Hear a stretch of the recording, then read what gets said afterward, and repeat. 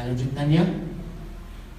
Jadi kalau pernikahan tidak dikuduskan, berarti tidak ada berkat. Nah, kalau kita melihat fakta di tanah Papua, berapa puluh persen pernikahan tidak dikuduskan karena adat? Betul? Berarti berapa puluh persen justru keluarga Kristen Papua yang membuat kutuk tanah ini? Dengan firman. Oke, saya kembali. Jadi suami istri yang menikah sah di hadapan Tuhan dan di hadapan pemerintah, berarti ini negara, karena punya otoritas. Papa mama juga menikah sah dan itu negara. Nah, hukum politik, apa artinya sebuah negara mencampuri urusan negara tetangga? Dalam bahasa politiknya apa ya? Ayo belajar politik dikit. Intervensi. Tahu kata intervensi artinya ngajak perang. Maka itu papa mama, begitu anak-anak menikah, mendengar apa saja tentang mereka, tugas kita cuma berdoa. Dan kita datang kepada mentor mereka, gembala mereka. Kita nggak boleh nyanyi. Hebatnya ayat ini, baik kita kembali. Jadi Abraham, belum Abraham, dipanggil keluar. Jadi hubungannya dengan Kejadian 2:24 artinya berkeluarga. Tinggalkan sanak saudaramu. Kata itu penting.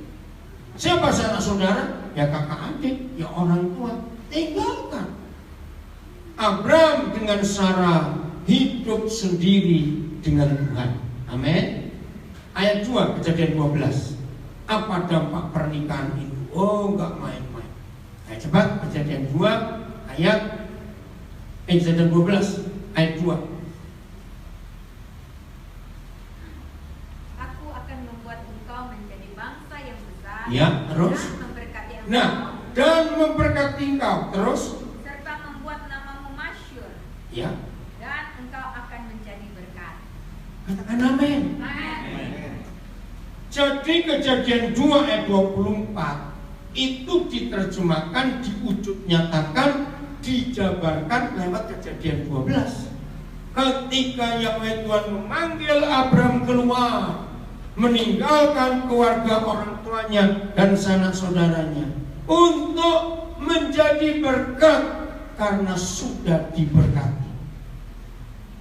Jadi Kejadian 1:28, dan Tuhan memberkati mereka untuk menjadi suami istri, supaya kita apa? Kalau kita lanjut dengan ayat 2 Kejadian 12, supaya keluarga kita bagaimana? Jadi berkat. Jadi setiap pernikahan Kristen tidak boleh hanya untuk diri mereka berdua. Tidak. Setiap pernikahan Kristen harus memikirkan dampak keluarnya. Amin kan nih? Dampak keluarnya bagaimana? Ini penting sekali dalam hidup kita. Jelas ya? Ini luar biasa. Nah, ini baru kita perjanjian loh, dan baru 2 pasal yang kita baca. Ini 3, 1, 2 dan 12. Bayangkan. Oke, saya percepat karena ini globalnya, ya. Terus berjalan. Jadi percaya bahwa Tuhan itu urusan keluarga luar biasa. Amin. Sampai kitab terakhir Perjanjian Lama, kitab apa ya? Ayo, Perjanjian Lama kitab terakhir apa? Maleakhi. Bicara tentang keluarga. Baca Maleakhi 4 ayat 6, ayat terakhir. Coba lihat Kejadian Maleakhi 4 ayat 6. Lihat, aman semua? Pak Edi? Aman? Kamunya? Udah? Tentang apa? Baca 1, 2, 3. Maka dia akan membuat hati bapak-bapak berbalik kepada anak-anaknya, dan hati anak-anak kepada bapak-bapaknya, supaya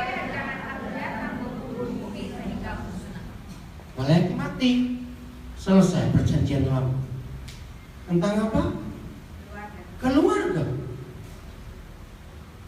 Hati ayah-ayah, hati papa-papa harus bertobat, dipulihkan untuk menyayangi anak-anaknya sendiri, supaya hati anak-anak bisa mengampuni papanya. Kalau gereja tidak berhasil, apa dampaknya untuk bumi? Baca. Ayo, kalau gereja tidak berhasil membuat hati ayah-ayah berbalik mengasihi anak-anaknya, dan hati anak-anak tetap benci ayahnya, Tuhan Yesus tetap datang, tapi untuk apa? Baca. Memukul bumi. Nah, jangan cuma memukul saja. Ngeri. Sehingga musnah.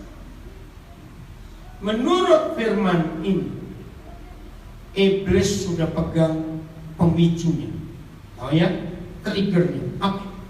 Untuk menghancurkan bumi, nggak perlu perang nuklir, terlalu mahal biaya. Untuk membuat bumi musnah, tidak perlu gempa bumi, tsunami, gunung meletus. Untuk membuat bumi musnah, rusak ayah-ayah, maka rusaklah anak-anak, dan hancurlah bumi. Ngeri nggak ini? Kenapa ada gambaran? Ayah. Udah ya, bisa lanjut live streamingnya. Maaf, ini memang serba susah. Gak dihidupin itu teleponnya.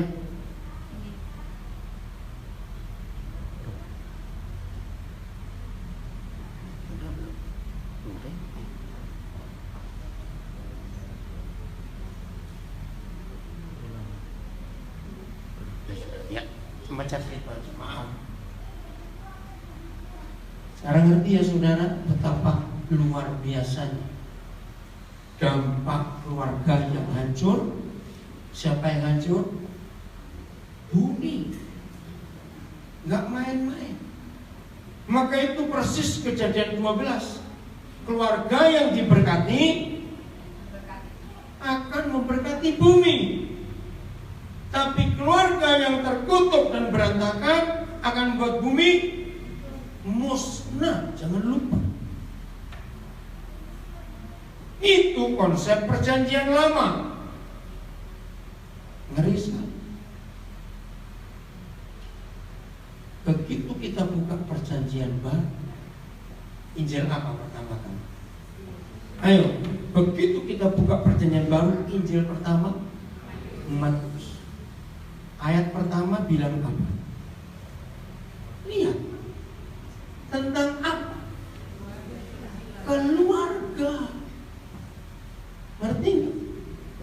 Apakah tanpa alasan Tuhan menuliskan konsep ini? Tidak. Perjanjian baru dimulai dengan keluarga. Perjanjian lama dimulai dengan keluarga. Mengakhiri perjanjian lama, Yahweh Tuhan pun bicara tentang keluarga yang gagal. Masuk perjanjian baru, kembali keluar. Semua kita pasti ingat, dan ini jangan dianggap enteng. Apa skenario Bapa di surga tentang mujizat pertama dari Yesus Kristus Tuhan di peristiwa apa? Pernikahan. Apakah sekedar iseng saja? Tidak. Dia punya maksud. Keluar. Surat-surat Paulus banyak bicara keluarga. Kita akan bongkar dalam beberapa sesi ini.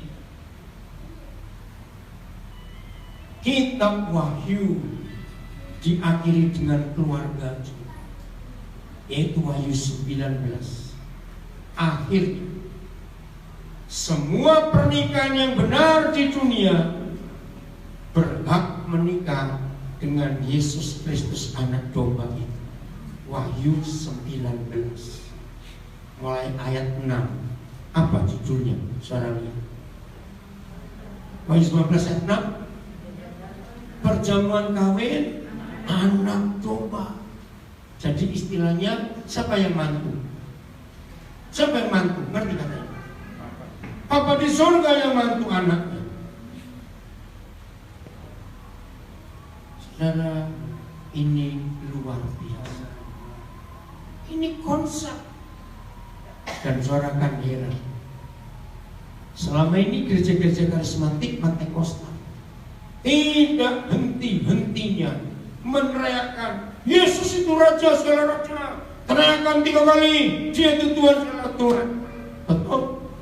Tapi pernahkah kita tahu ayatnya di mana dan ada peristiwa apa sehingga Yesus Kristus itu jadi Raja segala raja dan Tuhan segala Tuhan? Ternyata sedikit orang Kristen yang tahu. Nah, coba lihat Matius 19. Ini ada kesalahan penulisan. Ayat 10 ke ayat 11 itu nggak boleh dipisah.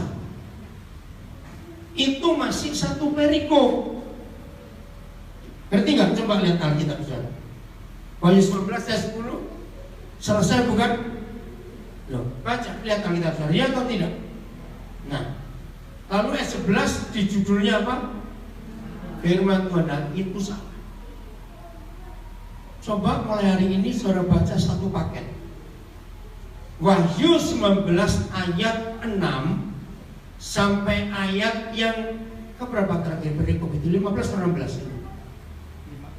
16. Nah, Wahyu 19 ayat 6 sampai 16 mulai hari ini baca satu paket. Jangan diputus. Karena memang betul begitu. Coba kita baca 2 ayat 11-nya supaya saudara yakin. Ini konsep keluarga yang luar biasa. Udah? 1, 2, 3. Lalu aku melihat surga terbuka.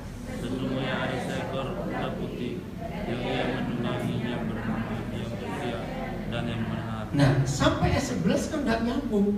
Lalu aku melihat surga terbuka dan ada kuda putih dan ada yang menungganginya. Padahal ayat-ayat di atasnya bicara perjamuan kawin anak domba. Apa hubungannya dengan penunggang kuda putih? Loh, ya atau tidak? Lihat ayat 12. Siapa itu? 1, 2, 3. Dan matanya bagai nyala api, dan di atas kepalanya terdapat banyak mahkota, dan padanya ada tertulis suatu nama yang Yesus. Kenapa ya? Kenapa? Karena semua pasukan di surga ada masalah. Ya. Maaf ya, maaf. Kembalikan lagi. Ya.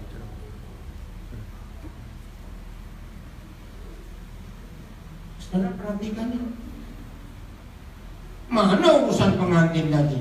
Jadi penunggang kuda putih, pakai mahkota begini, namanya begitu, dari mulutnya keluar ini. Terus ditambahin seluruh pasukan di surga keluar mengikuti dia. Perhatikan pakaian pasukan itu apa? Iya, baca. Pakaian pasukan itu apa? Nah, lenan halus yang putih bersih. Adalah apa? Cukup sampai situ atau kata perbuatan benar enggak? Oke. Sekarang buka siapa yang pakai pakaian lenan halus. Lihat ayat 8 atau 9? 8 ya? Oke, lihat ayat 8. 1, 2, 3. Dan kepadanya yang diperlihatkan supaya memakaikannya terus berkilau-kilauan dan putih. Siapa itu? Ayat 7. Siapa yang diberi pakaian lenan halus yang putih bersih? Ayat 7. 1, 2, 3. Marilah kita bersuka cita dan bersorak-sorai dan menyanyikan karena hari perkawinan anak domba telah tiba dan pengantinnya telah siap. Ngerti? Pengantinnya pakai baju apa? Lenan halusnya putih bersih. Setelah menikah dengan kepala gereja, maka mempelai perempuan disebut pasukan. Sama nggak pakaiannya? Lo ngerti tidak? Sama. antara ayat 8 dengan ayat 14 sama tidak pakaiannya? Cepat lihat Alkitab saudara. Nah, berarti sambung tidak? Nah, jangan dipisah. Begitu kepala sudah bertemu dengan tubuhnya, karena dua menjadi satu, menikah. Siapa dengan siapa? Mempelai laki-laki surgawi dengan gereja. Luar biasa. Ayat 15 sekarang. Ini ayat yang hampir tidak diketahui oleh gereja, karena kita cuma nyebut 1, 2, 3. Dan dari mulutnya dua belas sesuatu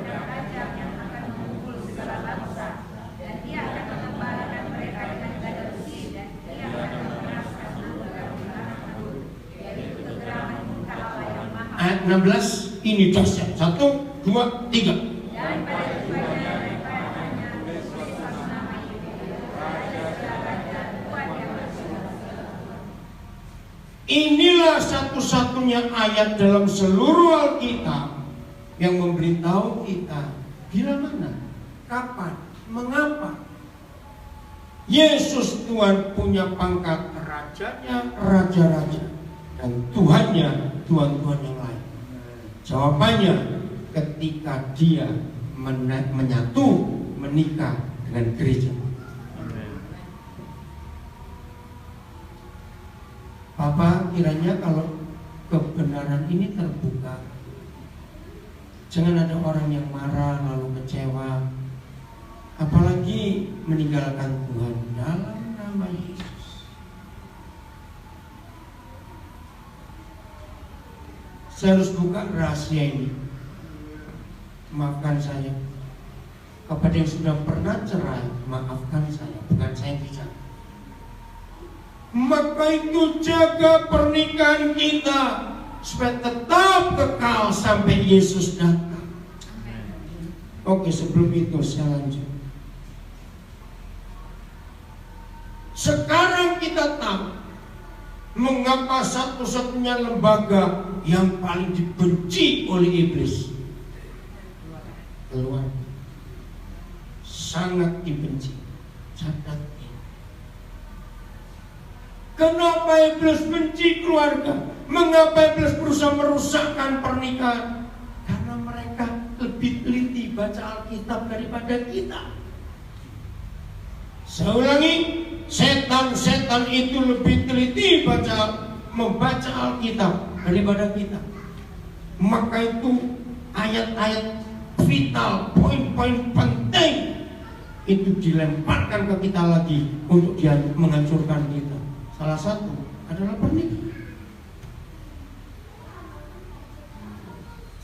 Lihat dampaknya kalau kita bersatu dengan Kristus sebagai mempelai laki-laki kita dan kita mempelai perempuannya, langsung pangkatnya.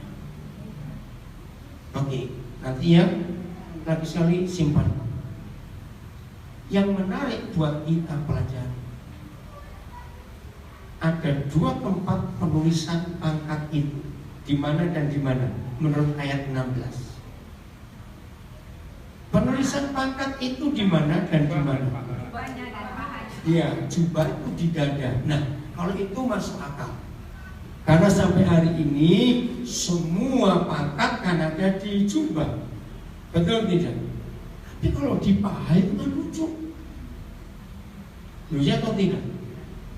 Bisa tanya, iya atau tidak jawab? Ya jawab begitu. Sekarang ini saya sudah beritahu dari awal tadi, saya ini pengajar. Harus jawab kalau saya tanya. Kepikir tidak pangkatnya di paha? Tidak. Enggak. Ngapain? Tidak penting. Tapi kembali firman Tuhan menjawab.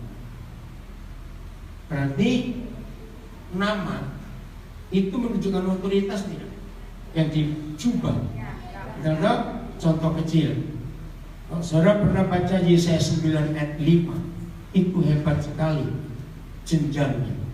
Seorang anak telah lahir untuk kita. Itu bayi. Kalimat berikut naik, seorang putra diberikan kepada kita dan namanya. Terus kalimat yang ketiga, lambang. Ayo, ada di mana? Pundak. Ini 3 jenjang Kristus yang luar biasa, dari bayi menjadi dewasa, akhirnya menjadi. Nah, ini sistem militer. Hebat, saudara. Sistem militer itu satu-satunya sistem yang dipakai oleh seluruh dunia, sama di negara mana saja. Tidak ada sistem apapun di dunia yang dipakai oleh semua pemerintahan yang sama kecuali militer. Jenjangnya, pangkatnya, penghormatannya, pendidikannya, semuanya sama.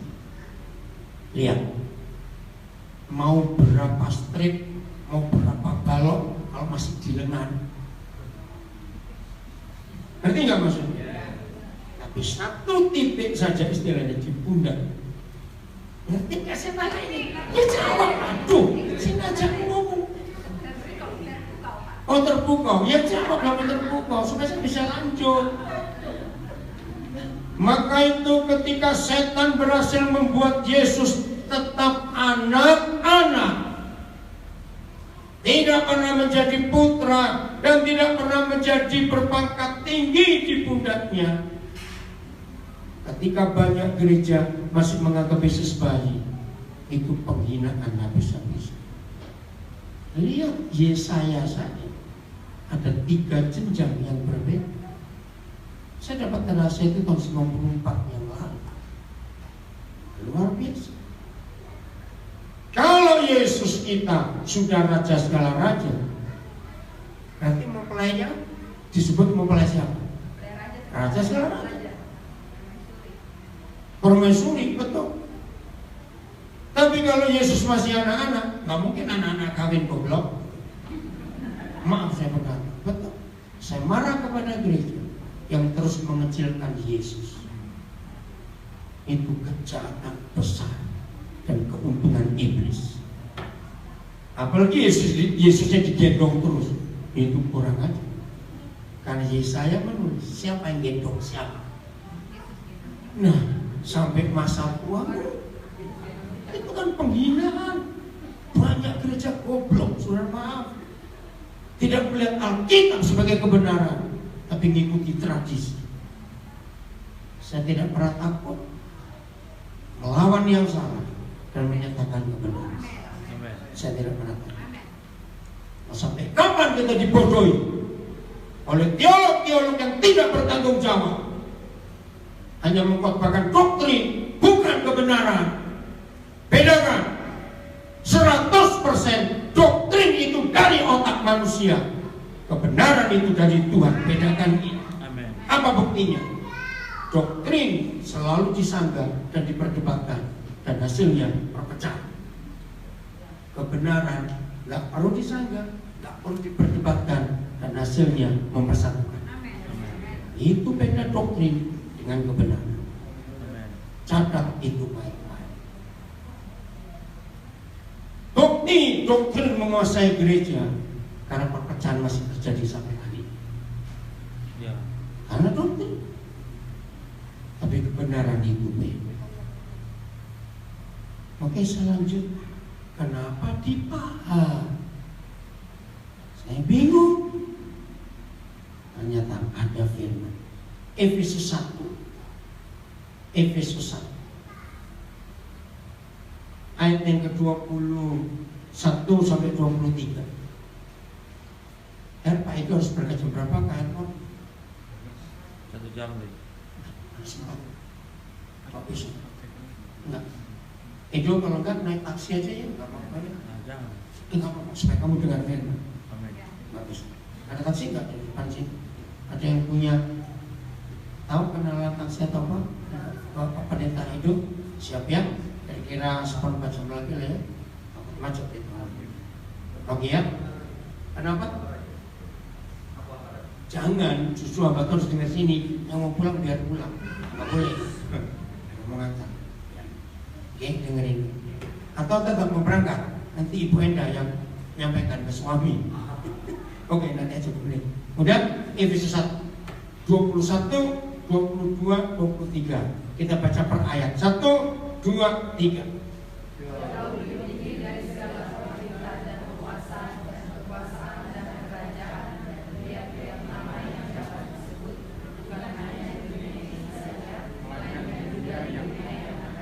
Jadi begini, begitu Tuhan Yesus naik ke surga, firman ini keluar.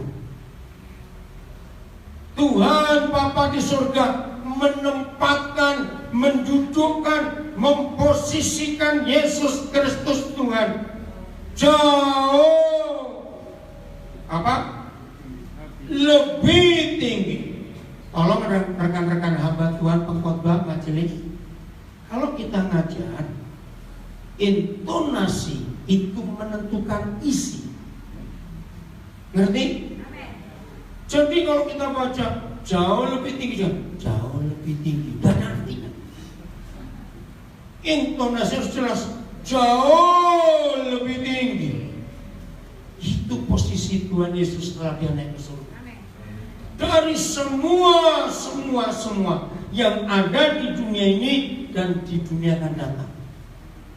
Berarti ada satu pun yang bisa lebih tinggi dari Tuhan Yesus? Tidak. Ayat 22. 1, 2, 3.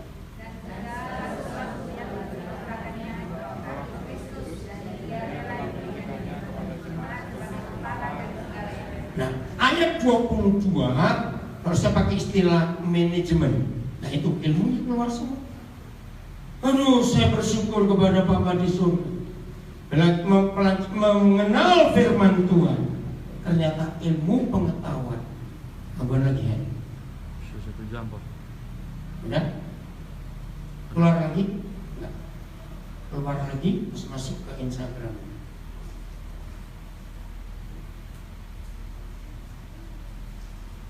Bagaimana? Aduh, maaf. Kenapa ini?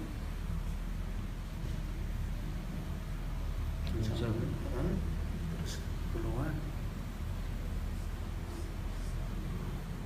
Ya.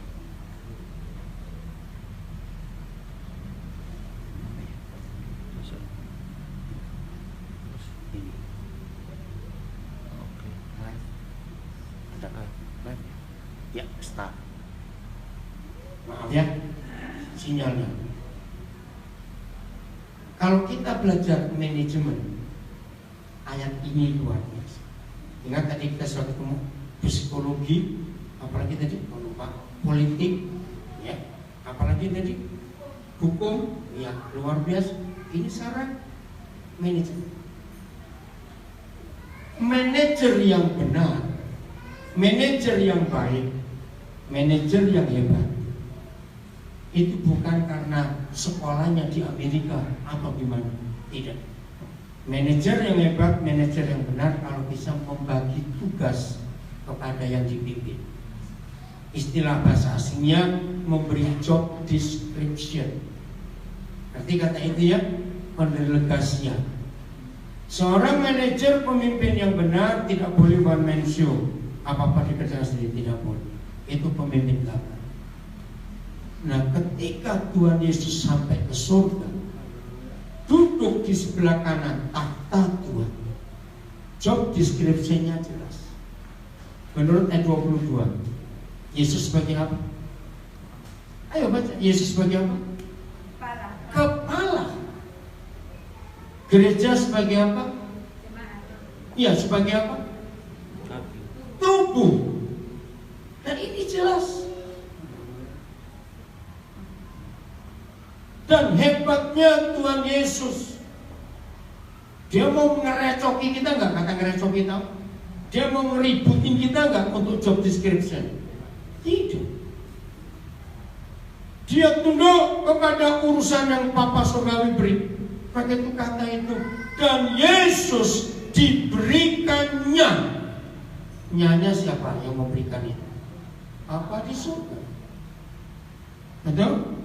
Nah, Tuhan Yesus tunduk dalam job description manajemen kerajaan surga. Saya tanya lagi, Yesus sebagai apa? kepala. Gereja sebagai apa? Tubuh. Oke? Pelan-pelan. Kalimat pertama ayat 22. 1, 2, 3 dan suatu telah. Baik, stop. Bagi istilah hukum ada de jure, pernah dengar kata itu, dan de facto. De jure itu yang tertulis. Nah, de jure menurut firman ini yang sudah ditulis berapa ribu tahun yang lalu, setan itu sudah kalah atau belum? Sudah. Jauh, sudah kalah atau belum? Sudah. Sudah, karena telah segala sesuatu telah diletakkan di bawah kaki Kristus. Amin. Berarti bisa mengalahkan iblis Tuhan Yesus atau gereja? Gereja. Jawab. Yang bisa mengalahkan iblis Tuhan Yesus atau gereja? Gereja. Loh, ayo bingung. Nah, maaf ya, yang menjawab Yesus berarti di otak saudara masih dikuasai roh agama. Karena orang beragama selalu menempatkan diri, aku kan manusia, gak punya kuasa, Tuhan berkuasa. Tapi perhatikan, saya ulang-ulang sebelum menguraikan ayat 22. Job description. Dan saya tanya kepada saudara, saudara setuju? Tuhan Yesus gak pernah ngerecoki, gak pernah menyampuri urusan kita. Saya tanya, menurut job description surga, siapa yang menginjak iblis? Kita, gereja. Kenapa? Karena sudah dikasih. Iya, betul, benar kuasa. Kenapa? Nggak jelas. Kalau cuma diberikan kuasa, Sudah diberikan otoritas. sudah bersatu. Bukan. Oke, saya percepat. Kaki itu di mana? Iya, di bawah itu di mana? Dalam job description. Tubuh. Awas, bilang kaki Kristus ada di kepalanya, berarti dia kepiting nanti. Awas, Pak. Betul? Tambah. Roma 16 ayat 20. Maka itu kalau baca Alkitab yang lengkap, maaf saudara, doktrin tidak akan menembus kebenaran. Sebab doktrin, Roma 16 ayat 20, sebab doktrin dibatasi oleh logika, yaitu logika si penemu doktrin itu. Doktrin susah keluar dari fakta doktrin itu sendiri. Maka itu orang yang mati-matian pegang doktrinnya, dia kalau pegang kaku, nggak bisa luas. Sebab doktrin itu mengkotaki kebenaran. Maaf saya berkata, maaf, yang baru pertama kali kenal saya ngajar seperti ini, saya pasti bingung. Kejadian, Maleakhi, Matius, Wahyu, Efesus, dalam doktrin nggak bisa seperti ini. Karena ada homiletiknya, ada ini, ada aturan, semuanya membuat firman jadi terkubur, terkotak. Maafkan saya. Betul tidak? Saudara melihat begitu banyak ayat, begitu banyak kitab yang saya buka, nyambung tidak? Inilah kebenaran karena Roh Kudus, bukan karena otak teologi. Maafkan saya. Di sini kita banyak salah, lalu mengagung-agungkan teologi. Maaf, teologi itu sama persis dengan geologi, antropologi, psikologi, biologi, dan logi-logi yang lain. Sama. Dan itu ilmu dari otak manusia. Tuhan itu gak bisa dilogikakan. Siapa kita? Jelas? Roma 16 ayat 20. 1, 2, 3. Semoga Tuhan sumber damai sejahtera menghancurkan iblis di bawah kakimu, sampai Yesus Tuhan kita menyertai kamu. Pak, kenapa gak baca Alkitab? Kamu, mana Alkitab? Sebelah baca. Pak, dia baca Alkitab tidak? Ada. Oh, belum fasih membaca. Asal dari mana Bapak? Asal dari mana? Merauke. Ya, nanti kita kenalan Pak. Oh, Warope. Ya, nanti kita. Jadi menurut Roma 16 ayat 20, iblis diserahkan ke siapa? Tuhan Yesus atau gereja? karena kaki. Lagi sekali, de jure sudah atau belum? Sudah. Tapi de facto belum. Nah, dari dua ayat ini, Roma 16 ayat 20 dan Efesus 1:22. Jadi yang punya kuasa itu kaki atau kepala? Kalau kita lihat kaki, maka itu Wahyu 19 ayat 16, nama ada di paha. Hebat gak? Loh, hebat tidak kebenaran ini. Kapan kaki Yesus berkuasa? Setelah tubuh menyatukan kepala dalam pernikahan anak domba. Jadi tujuan pernikahan, sesi ini saya akan akhiri.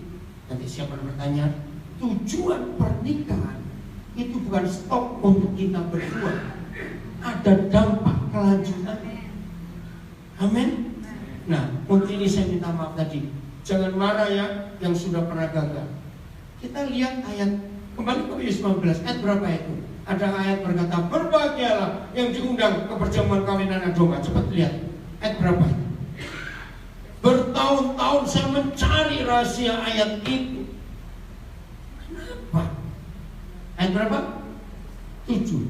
Wahyu 19 9. Oh, 9 ya, terima kasih. Ayo kita baca Wahyu 19 ayat 9. 1, 2, 3. Lalu ia berkata kepadaku, tuliskanlah berbahagialah mereka yang diundang ke perjamuan kawin anak domba. Katanya lagi kepadaku, perkataan ini adalah benar, perkataan dari Allah. Dan katanya lagi kepadaku, perkataan ini perkataan benar yang datang dari Tuhan. Tegas. Begini, saudara, tesnya. Berbahagialah yang diundang ke perjamuan kawin anak domba. Yang langsung muncul di benak saya waktu itu, misalnya presiden kita punya 3 anak, bukan sekarang? Yang 2 sudah menikah, tinggal 1. Misalnya waktu Pak Presiden Joko Widodo mantu anak terakhir dan ada orang Jayapura diundang, bangga gak? Bangga. Pasti undangannya gak dibuang ya, ditempelin di situ. Kasih figura. Maafkan saya. Sehebat-hebatnya kita jadi undangan, kalau Tuhan mantu, kalau Presiden mantu, pertanyaan saya, lebih baik jadi anak mantunya atau jadi yang diundang? Jangan marah ya, jangan tertutup. Karena saya berat harus ngomong ini, tapi ini kebenaran. Lalu saya tanya, kalau untuk jadi mempelai Kristus sudah jelas, yaitu gerejanya. Nah, yang diundang ini siapa? Berbahagia loh.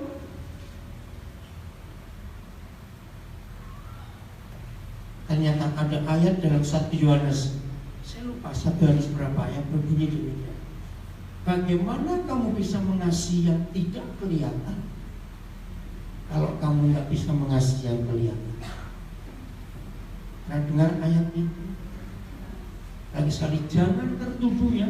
Setelah dengar kebenaran, jangan tertuduh. Ayo kita lanjut dalam perjalanan hidup ini, karena sungguh menyedihkan. Yang gagal menikah itu gak sedikit, betul tidak? Tapi ini rahasia. Tidak ada buku lain di dunia selain Alkitab yang ada tulisan sebab aku membenci perceraian. Yang belum tahu ayatnya buka Maleakhi 2:16. Benci perceraian? Bukan cuma tidak suka orang bercerai, tapi benci. Maleakhi 2:16.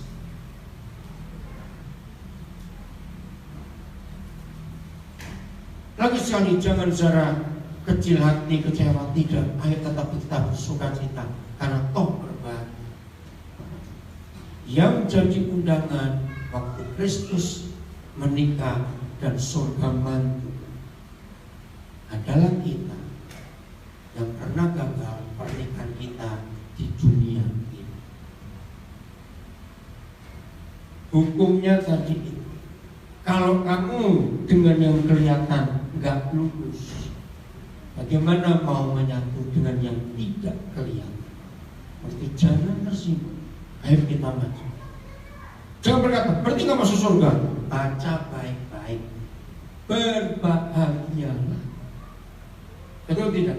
Berarti ada bersama Kristus dalam kemuliaannya ada. Ngerti sekarang ini? Maka itu saudara, setiap kali ada orang mau menikah, siapapun kita, walaupun kita bukan pendeta, dekati mereka kalau kita kenal. Janjian, jangan ada perceraian dalam hidup. Sampaikan kepada mereka, itu penting. Maka itu tanggung jawab gereja. Saya ulangi, tanggung jawab gereja. Karena gereja adalah satu-satunya lembaga di dunia ini yang dipercaya Tuhan untuk punya firman sedahsyat. Amin. Saya nggak tahu yang tua-tua masih ingat ini. Sampai awal 80-an, setelah itu berubah. Orang-orang Bugis, orang-orang Hindu, orang-orang Buddha, orang Muslim, siapa saja. Itu saya dengar. Saya percaya yang umurnya yang kelahiran keluaran tahun 50-an, 60-an awal pasti tahu. Mereka kalau ada yang menikah di antara mereka yang bukan Kristen, kata-katanya, kalau kamu mau menikah tak bisa cerai, nikah secara Kristen. Itu dari mulut mereka saya dengar sendiri. Sebab dunia tahu pernikahan yang gak bisa cerai adalah pernikahan dalam Kristus. Karena hukumnya seperti itu. Jadi secara global di sesi pertama ini saya tahu bahwa pernikahan bukan cuma untuk kita berdua. Tapi tapi punya dampak dunia. Maka kita bukan Kejadian 2:24, Kejadian 12 ayat 1 terus luar biasa. Sekarang saudara percaya buku mana di dunia yang pernah membahas pernikahan sejelas itu?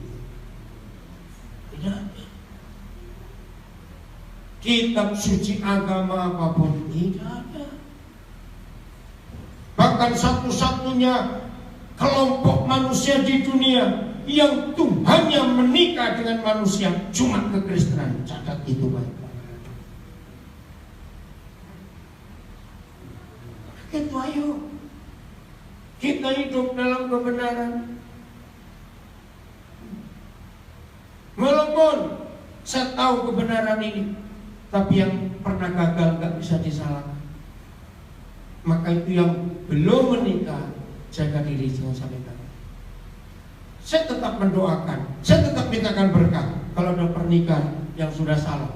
Sampai 1 September kemarin saya menunggukan sebuah pernikahan yang dua-dua sudah pernah menikah, bukan karena menikah, tapi karena kasus-kasus yang sangat pelik. Tuhan mengampuni karena latar belakang yang salah, tidak ada yang membimbing waktu itu. Maka itu yang belum menikah, simpan firman ini. Anak-anak muda, simpan firman supaya tidak gagal di hadapan Tuhan. Amin. Kita bersyukur untuk pengampunan yang sangat tersedia dari Tuhan kita untuk setiap kita. Amin. Ayo kita terus melangkah maju dalam hati. Ayo silakan. Terus tutup.